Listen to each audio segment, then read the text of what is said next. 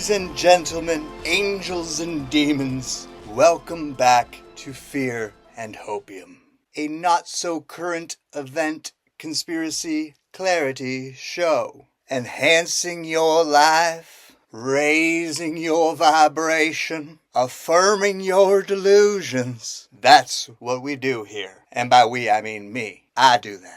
My producer Bob would like to remind you that when you're viewing satellite imagery that is on a time lapse, 1 second is actually equal to 1 hour. So if you notice an event start and then a couple seconds later, let's say 3 seconds later, another event starts, and 6 seconds after that first event, another event starts, that's not actually 3 seconds or 6 seconds. That's actually 3 hours and 6 hours. I am Luke's father. The being channeled in the Law of One, the entity that possessed Emily Rose. I am the 7th highest Illuminati member, currently. I am Chanel, projected here from a safe, undisclosed location via the magic of Blue Beam. Yeah, I think they can tell that it's green, Bob. By the magic of Blue Beam, here to provide you with clarity and the true. Now is time for your personal update on me. We're going to move away from the cloning centers this time and focus a little bit more on the secret space program, of which I am also a member. Recently, I concluded a project that I started a long time ago. When I say a long time ago, it was exactly 11 years ago last Thursday. And so what this was Project 1111. Now, my savvy listeners, you are familiar with the 20 and Back program. For the not-so-savvy listeners, the 20 and Back program is a program through which they identify super special kids through super special programs in super unremarkable public schools, and they bring them into the secret space program. And they put them into a spacecraft, and they send them out into space for 20 years. During that 20 years, they have many secret space adventures. Sometimes they're fighting ground battles in Sirius. Sometimes they're fighting battles with spacecrafts around Jupiter. Sometimes they're banging prostitutes on Mars. But after their 20-year space adventure, they come back to planet Earth, and they are age regressed back to the age they were when they left. Yeah, it doesn't really make much sense to me either. I mean, do the people around them not realize that they were gone for 20 years and came back looking exactly the same? But they age regress them back to the age they were when they left. The difference with Project 1111 is it's not 20 years, it's only 11. And that time would actually pass. I started this project 11 years ago on Thursday. And so what is Project 1111? Well, what they do is they activate one of my altars, and they use that machine with the needle and they stick it in my eye. And they take a reading of my altar from in here. And then they move that over to a clone. And they stick that needle in the eye of the clone. And they put what my altar was in here. And then they come back over to me and they activate another altar. And they take that machine again and they stick the needle in my eye. And then they take that machine and they move it over to another clone. And they stick the needle in that clone's eye, moving my altar into here. Now, they don't use my body and my DNA to make this clone. They use Jason Momoa. But that's neither here nor there. What matters is we now have 2 different clones loaded up with my secret space program altars. And they are sent off into space to have secret space adventures. And for 11 years they are out there fighting ground battles on the rings of Saturn. They are out there fighting spacecraft battles in Orion's belt. They are banging hookers on Mars. But then they come back to planet Earth again. And we age regress them back to the age that they were when they left. Yeah, I guess that part is kind of redundant. And what they do is they get that machine with the needle again and they stick it in the eye of the clone. And they read what the clone has in here. And they bring that back over to me and they stick that needle in my eye, putting what that clone had in here. Then they go over to the other clone and they stick the needle in that clone's eye. And they bring that back over and they stick another needle in my eye, putting that clone's memories all in here. And so what that means is I now have an amalgamation of all of the secret adventures that they had out there in outer space in here. Now, it's top secret classified, all of that information that I gathered from their 11-year space adventures. But you should know that I'm much more brilliant than I was the last time you saw me. And now that that is out of the way, an update on the goddess. She made this t-shirt.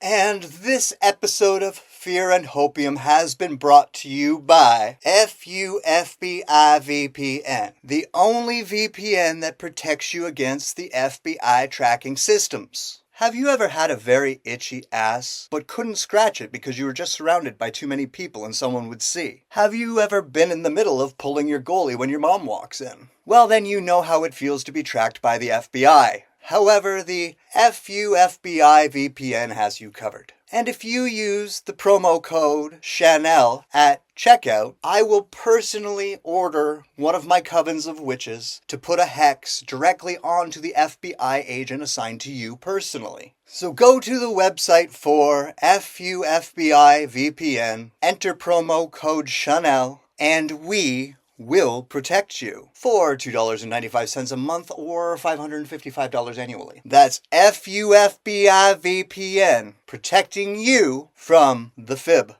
Sign up today. And now, on with the show.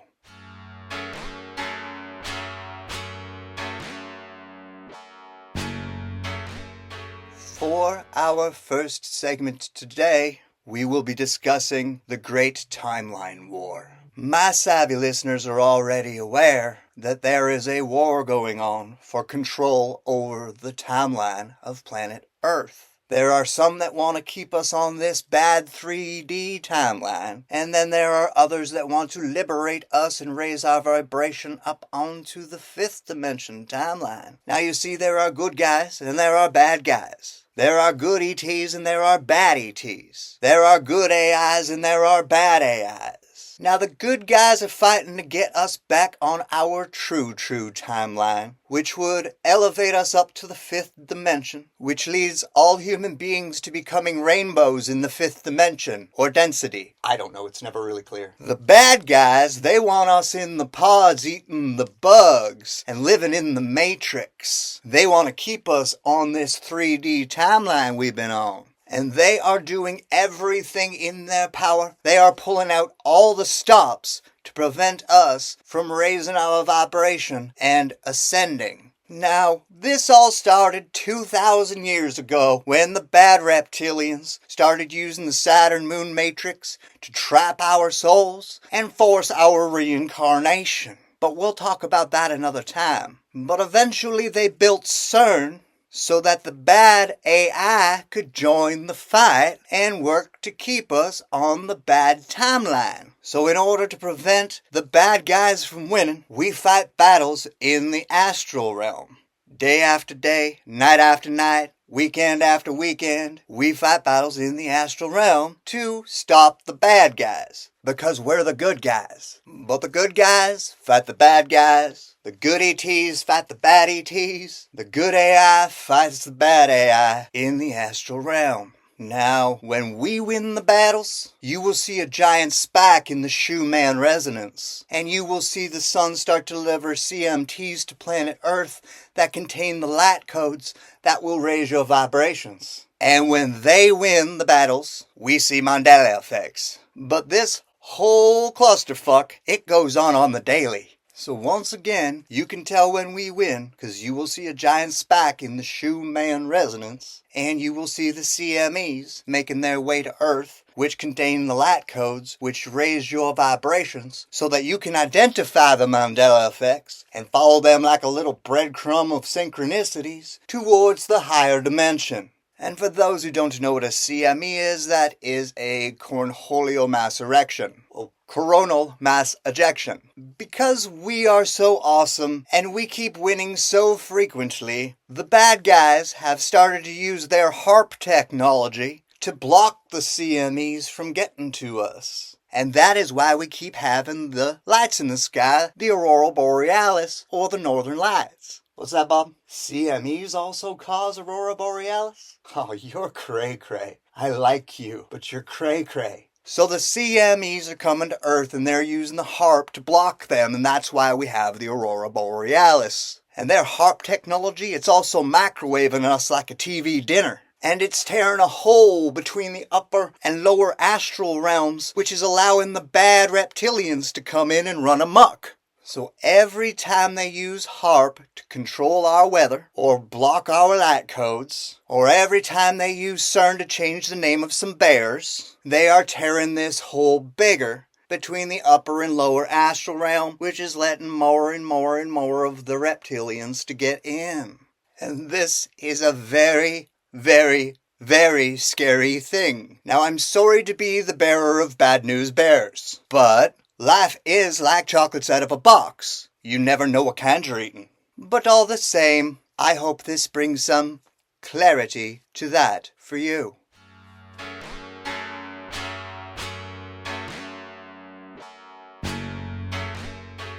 Now this next segment is my way of letting you know I see you. I know you want more fear. And so today we are going to discuss zombies. Now all of my savvy listeners already know that all the zombie movies and the TV shows and the pamphlets, it's all predictive programming. Zombies are not fiction. All of those things were all the dark magicians performing their mandate of telling us what they were going to do before they actually do it. The zombie virus has a patent. I saw it on TikTok.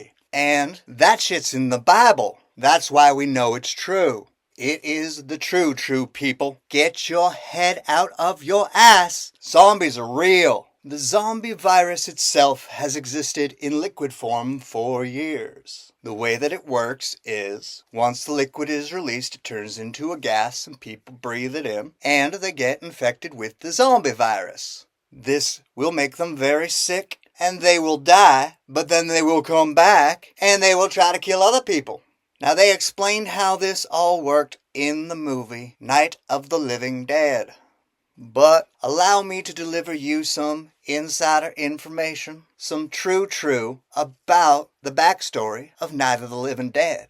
See, George Romero, his daddy was in the military, and his daddy experimented with the zombie virus. And he got really drunk, and he told George and his buddy John about the zombie virus. Years later, George and his buddy John decide to make a movie about zombies. George's daddy finds out and immediately makes George sign an NDA stating that he will not explain where the zombie virus comes from in Night of the Living Dead. And so they didn't. But you see, his buddy John, he got really mad about that. He thought the public deserved the true. George didn't believe that the public could handle the true. And so the two of them was fighting, and that fighting made its way to the court systems. And in the court systems, John won the rights to the name of the living dead. John won the rights to the name of the living dead, which is all he really wanted as retribution for the fact that George would not tell the true. And so George went on to make movies, and John went on to make movies. Now, at no point in time in George's movies do they ever tell us where this zombie virus came from, or how it started, or even when it started. But in John's movies, they show us the true. What they show us is containers of liquid holding the zombie virus that for one reason or another get broken open and turn into a gas and spark a zombie outbreak. And that, my friends, is how it works. But of course, in today's day and age, if they got a liquid compound, they can hook that up to the airplanes and spray it like a chemtrail. And so what the movies don't tell you, until you get to the Walking Dead series, is that the virus doesn't just kill you. It just goes into your body, and it stays there. And if it's ever activated, then when you die, you will come back as a zombie. So they put this on the airplanes, and they sprayed them with the chemtrails, and now all of us got the virus. Now, they played with the concoction so that the fever and the sickness that the virus gives you when you first take it in doesn't kill you like it did in the movies. It only gives you a mild flu, and then you recover, and you got no idea that that thing's inside of you. But then what they can do is use the CERN technology and the HARP technology to amplify a signal which turns on the zombie virus. So whenever they use that HARP technology and that CERN technology to turn on that virus, from that day forward, anybody who ever dies will come back as a zombie. So to recap a little bit, they've been spraying us with the chemtrails. We are all infected. And anytime they want to, they can use the CERN or the HARP and they can turn it on. They're already experimenting with the deers. Now they've been trying to confuse us and throw us off with some stories in the media about some drugs that cause some zombie-like symptoms. And that's just to troll all of us when we're trying to warn our friends about the incoming zombie apocalypse. They're all like, nah, that's just flacca. But we know the true. We know that. But anytime they want to, they can throw up that Hail Mary trump card. They're already planning on it. They can activate that zombie virus. And then the dead shall rise. And I hope that brings some clarity to that for you.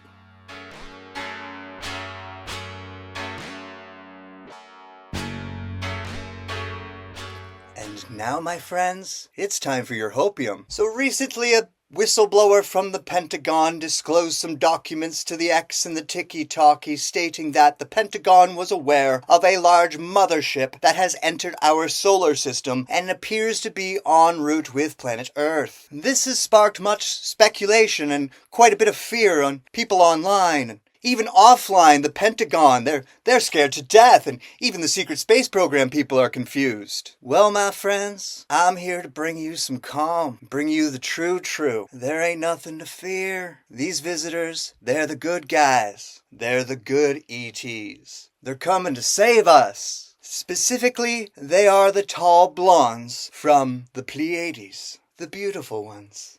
About 40 years ago, someone was having a psychedelic experience, and someone came to them in that psychedelic experience, presenting themselves very angelic-like, and told this person that they were not angels at all, that they were in fact tall blondes. And ever since that day, over the last 40 years, these tall blondes have been using channels to deliver a message. At times, they even show up and abduct people. Very special people, and telling these people that one day the tall blondes would come to Earth and save us from the evil reptilians. Well, my friends, the time is now. This is them. They have come to deliver us from evil and save us from the graphene god and those evil reptilians. So we can expect a false flag alien invasion any day now, because the real alien invasion, the real alien visitation is imminent. The tall blondes from the Pleiades have come to liberate us. And that, my friends, is some very good news. That is your Hopium. And I hope it brings some clarity to those pesky Pentagon reports.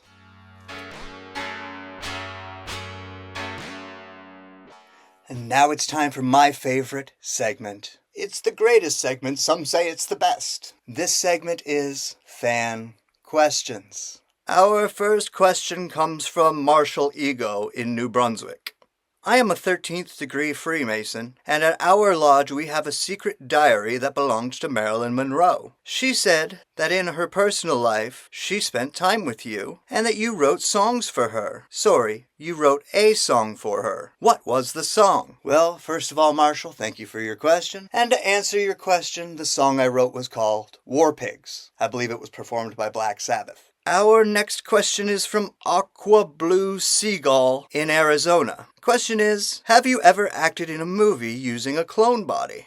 Well, the answer is yes, I have done that a few times. The first time wasn't even really that long ago. It was me using a Heath Ledger clone to play the role of the Joker in a Batman movie because Julia Stiles had murdered Heath Ledger for cheating on her with Brittany Murphy. So I stepped up. Now our third question comes from the childlike empress in Fantasia. So I never knew that every time I get hemorrhoids I'm actually channeling. But in my case, it hurts. So I was wondering if that means I am channeling a bad ET. Well, unfortunately, yes. It is true that all channeling does cause hemorrhoids. But if you channel good ETs, those hemorrhoids tickle. And they tell jokes. And if you would like to submit questions that will receive answers in this portion of the show, please send them to the email address here. Well, ladies and gentlemen, in a world full of fake doctors pretending to be psychics on the internet, I bring my true PhD to the equation. And sometimes I'm just a PhD. Pretty huge! Now, remember, if you ever drive your car off of a cliff, the emergency brake is a lie just like everything else. And now, for your update on the alien disclosure. So unfortunately, we're going to have to delay the alien disclosure again. One of the congressmen in charge of signing the papers to get the disclosure started got sick with mono. And Daddy Donald H. Trump has been way too busy curing cancer to step in and sign those orders for us. And so we're going to have to delay it once again. But I assure you it is imminent. And make sure you tune in for our next show so you don't miss it. Now, people keep asking me if I am open to doing more public performances, more live events, things of that nature. And, well, reluctantly, the answer is yes. If you would like to build a festival or a conference in my honor, I will make an appearance for a fee. My prices are on my website. You can also email me for my rates. If you build it, I will come. For a price. Well, ladies and gentlemen, that's about all the fear and hopium I can give you for today. It will never be enough. I know. Don't forget to like this video, subscribe to this channel, share this show with all of your friends, so that they too can get the true, just like you. And remember, you've been had by the Matrix, Neo. Alright. Bye. And turn us all into rainbows or some shit.